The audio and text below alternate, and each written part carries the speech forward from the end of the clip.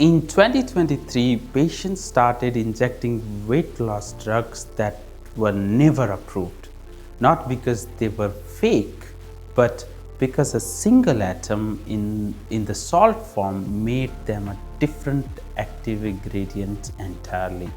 Semaglutide sodium, semaglutide acetate. To a patient, an invisible difference.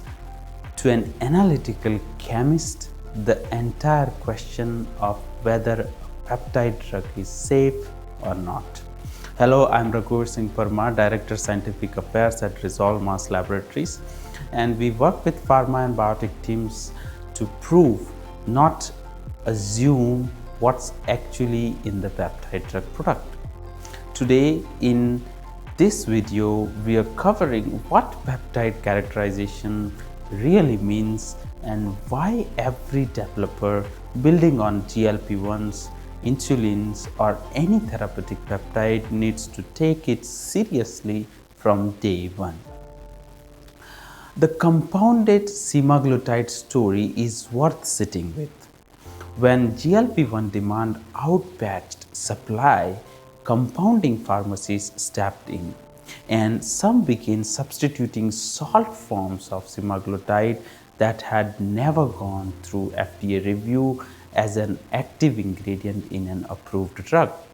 The agency issued safety communications, seized product, and fielded adverse event reports tied to material that was never proven identical to the approved peptide.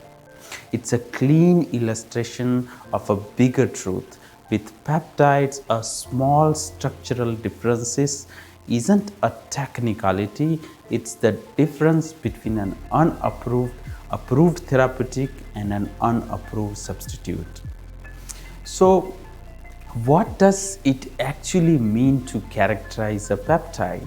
It means proving identity, the exact amino acid sequence, no substitutions, no truncations. It means proving purity, knowing every related substance and setting real justified limits on it. It means proving structure, the correct disulfide bonds, the right stereochemistry, the right higher order fold for anything beyond a simple linear chain. And it means proving potency and stability hold up over the product shelf life. Miss any of these and you haven't characterized the peptide properly, you have just described it. The impurity actually you can't see. Peptide impurities split into two buckets that behave very differently. Process-related impurities come from synthesis itself, residual coupling reagents, resin scavengers, leftover solvents. Product-related impurities are structural cousins of peptide itself. Truncated sequences, missing a residue, deletion peptides, diastereomers formed by racemization during synthesis, deamidated or oxidized variants. The dangerous overlap is where a product-related impurity coeludes with the main peak on a standard UV trace, indistinguishable until mass spec tells you what actually inside that peak. So why does this matter beyond good science? Three reasons. Number one, patient safety. Impurities and aggregates can trigger immunogenicity, turning a therapeutic peptide into something the immune system attacks. Efficacy. A wrong stereochemistry or a degraded sequence can quietly kill potency before anyone notices.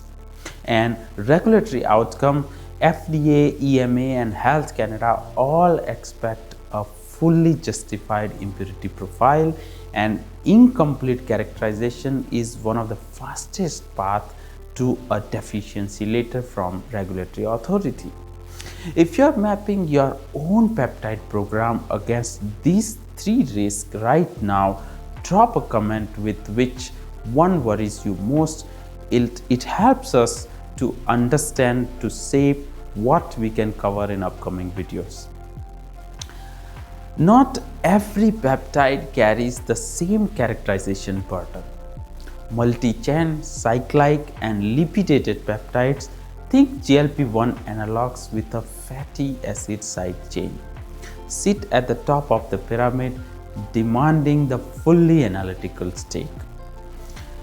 Modified linear peptides sit in the middle. Simple short linear peptides carry the lowest burden.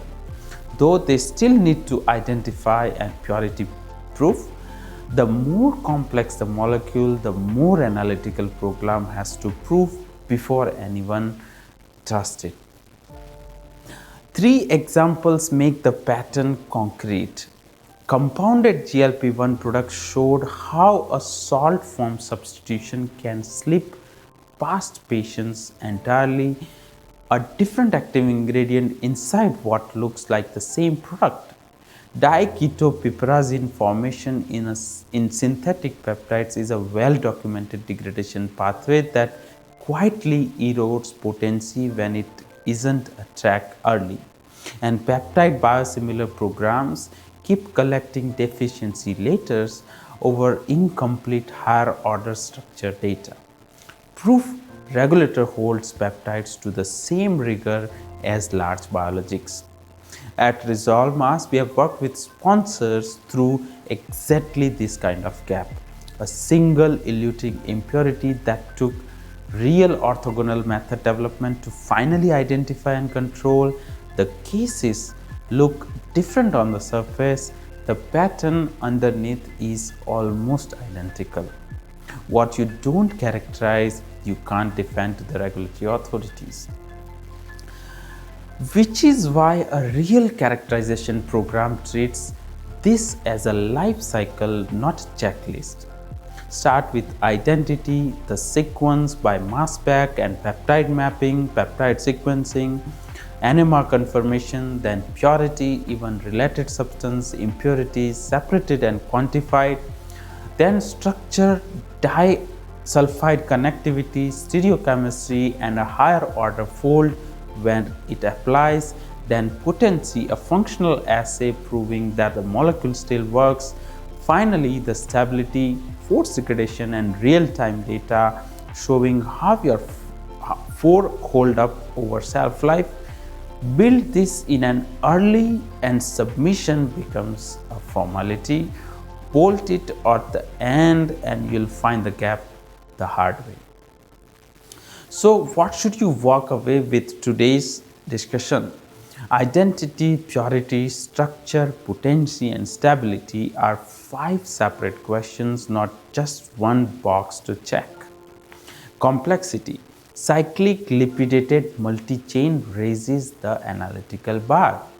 The failures that matter most are usually invisible to a single method, and programs that build the full stack early are the ones that don't get surprised later.